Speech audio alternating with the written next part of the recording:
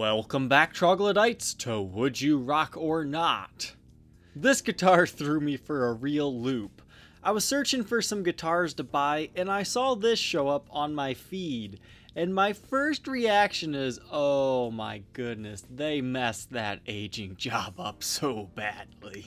Because I thought it was one of the painted over Les Pauls, because they have a very similar vibe to them. If you're interested in learning more about that series of guitars, I did review a black over blue version. But when I took a closer look, this is actually the Skyline of Nashville on this guitar. So it wasn't just an awful aging job after all.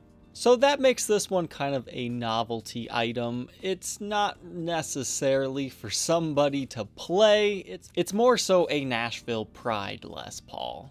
And if you don't know, that is where one of Gibson's main factories is located. So overall, this appears to be your standard Les Paul custom, except for it has an interesting finish on it. However, there's one big cosmetic difference here. Look at the binding. The main color is black.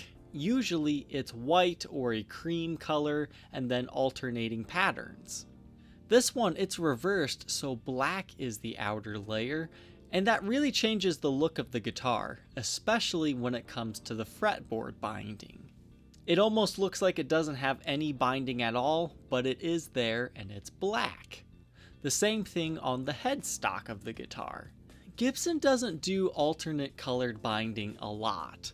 There was the Widow series where they just sprayed over the binding a different color, and a few other examples of exotic binding are like on a The Les Paul, they have a rosewood binding.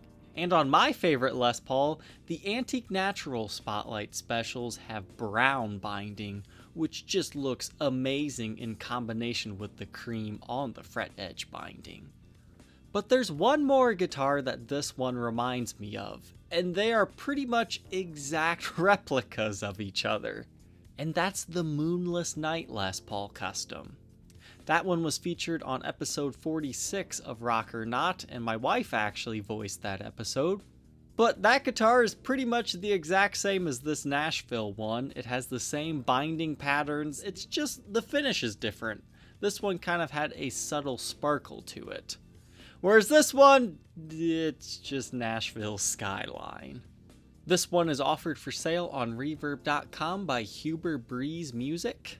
And their asking price is $4,499.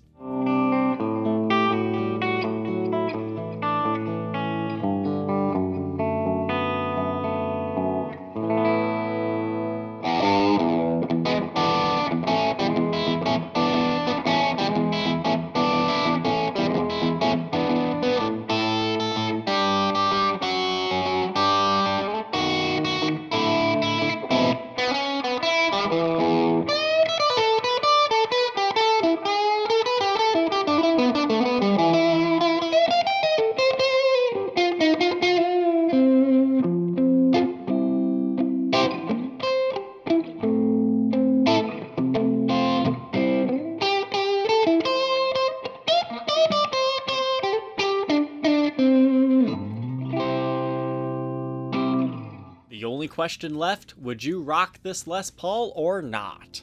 Leave your answer down in the comment section below. Don't forget to like, comment, and subscribe. And we will see you tomorrow on the next episode. Take care.